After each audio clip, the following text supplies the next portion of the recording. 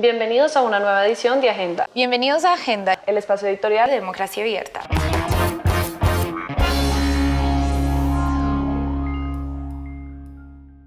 Miles de personas han salido a las calles en Chile con la esperanza de conseguir un cambio en las políticas económicas del gobierno. Todo comenzó cuando el presidente Sebastián Piñera anunció un aumento en el pasaje de metro de las ciudades chilenas. Luego de varios enfrentamientos con la policía, el gobierno decidió desplegar las fuerzas militares y además instaurar un toque de queda en la capital chilena y en otras ciudades del país. El sistema neoliberal chileno ha llevado a muchas situaciones de crisis y aunque pareciera que las protestas son por el pasaje al metro, esta es solamente la punta del iceberg. En Chile se estima que el 36% de la población urbana vive en la pobreza. Para leer más y enterarte sobre lo que está pasando en Chile, no dudes en leer nuestro editorial en Democracia Abierta.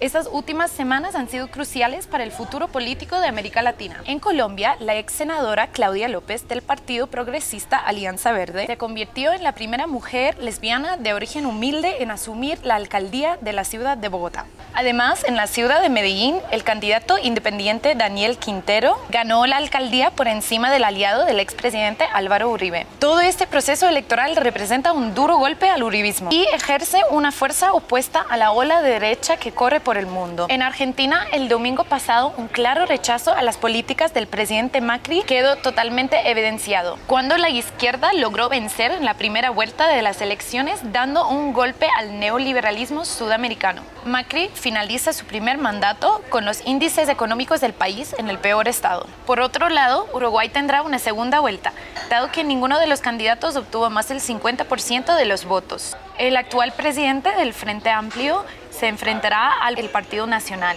aunque los números apuntan a una victoria del sector neoliberal. Finalmente, en Bolivia siguen las polémicas alrededor de la reelección de Evo Morales por un cuarto término. Morales sacó el 47.8%, mientras su opositor Carlos Mesa sacó un 36%.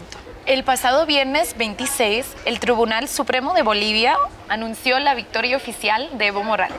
Esto provocó manifestaciones en varias ciudades denunciando fraude electoral y exigiendo una segunda vuelta. Moviéndonos a Brasil, la semana pasada el expresidente Lula da Silva salió de la cárcel después de que la Corte Suprema ordenara su liberación. Sin embargo, esto no puede ser una distracción de las serias vinculaciones entre el presidente actual, Jair Bolsonaro, y el asesinato de la concejala de Río de Janeiro, Marielle Franco. Según una investigación del periódico brasileño O Globo, y de acuerdo con el testimonio del portero del edificio donde tiene un apartamento el presidente Bolsonaro, un policía militar acusado del asesinato de Marielle Franco visitó el apartamento de Bolsonaro horas antes del crimen. Que la Biblia vuelva a entrar a Palacio. Que Él nos bendiga. ¡Gloria a Dios! ¡Gloria a Dios! Estos eran los gritos que se escuchaban con la llegada de la nueva presidenta interina de Bolivia, Yanine Áñez. Con la salida y la dimisión de Evo Morales y su huida en busca de asilo a México, Yanine Áñez se proclamó la nueva presidenta interina en Bolivia unas semanas atrás. Áñez ya ha generado muchas controversias por sus posiciones en cuanto al Estado boliviano, pues busca que sea cristiano y ultraconservador. Aunque hay mucha incertidumbre, Yanine Áñez ya ha comenzado a tomar ciertas medidas, como convocar nuevas elecciones, y puede ocurrir que el Tribunal Electoral prohíba la participación del MAS. Vale la pena aclarar que el partido del MAS es en este momento el partido mayoritario en el Senado. Durante las últimas semanas, miles de manifestantes se han tomado las calles de las principales ciudades de Colombia. Esta se ha vuelto la movilización más grande en la historia del país, con más de 132.000 personas manifestándose el 21 de noviembre únicamente. Esta es una cifra que parece modesta para un país que, según la revista colombiana Semana, es un país que no se caracteriza por las marchas ciudadanas. Este paro, sin embargo, también ha ido acompañado de mucha desinformación y de noticias falsas, algo que es muy común en situaciones como estas. Sin embargo, el Estado colombiano, en vez de estar enfocándose en abatir y combatir estas noticias falsas y esta desinformación que para nada le ayudan a ellos ni a los manifestantes, se ha enfocado en sembrar pánico y en militarizar las ciudades. No van a pretender los pirómanos ganar con la violencia lo que no ganaron en las urnas.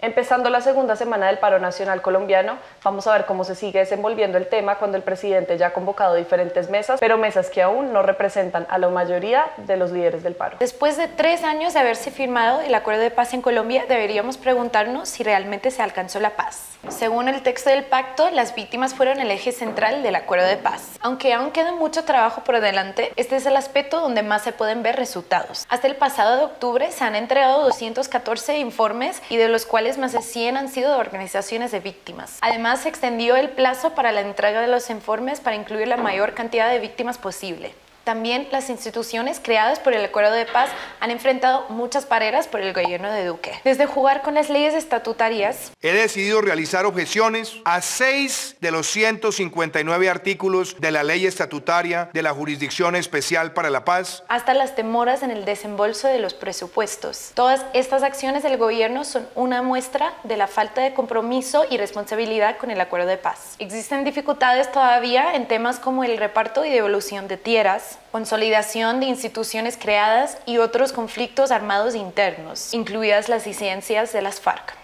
Un grupo de abogados brasileños, algunos exministros y un poderoso grupo de derechos humanos denunció ante la Corte Penal Internacional a Jair Bolsonaro por incitar el genocidio a pueblos indígenas y por cometer crímenes de lesa humanidad. El grupo que presentó este recurso se comunicó con Democracia Abierta y nos cuentan que de 60 páginas hay 33 artículos y acciones específicas que pueden implicar a Jair Bolsonaro en estas acciones. Además nos cuentan que el propósito de esta denuncia también es activar el monitoreo que se le puede hacer al presidente Jair Bolsonaro de manera internacional, es prender las alarmas, es generar conciencia. La denuncia, claro, también está relacionada con los nuevos cambios al Código Penal Militar, en donde se cambia un poco el concepto de autodefensa que muchos grupos de derechos humanos dicen que es una licencia para matar. Seguiremos pendientes de los avances de esta denuncia y no te pierdas de nuestro cubrimiento. Y finalmente, analizamos la revolución social que impulsó Greta Thunberg en cuanto a la lucha contra el cambio climático. A pesar de las críticas que recibe por el mundo, Greta sigue luchando y resistiendo contra la falta de acción frente al cambio climático.